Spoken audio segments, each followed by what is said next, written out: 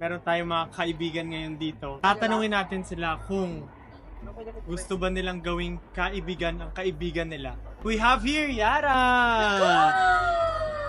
Yara Jalu! Isa-isa pala to.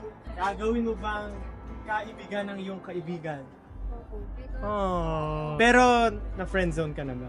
Hindi pa. Ay, haba ng hair. Yara Kim, gagawin mo bang kaibigan ng iyong kaibigan? Of course, dapat kaibigan mo.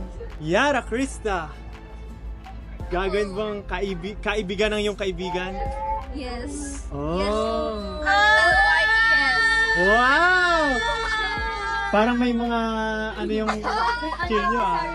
And syempre si Yara Rosher, gagawin mo ang kaibigan ng iyong kaibigan. Nar.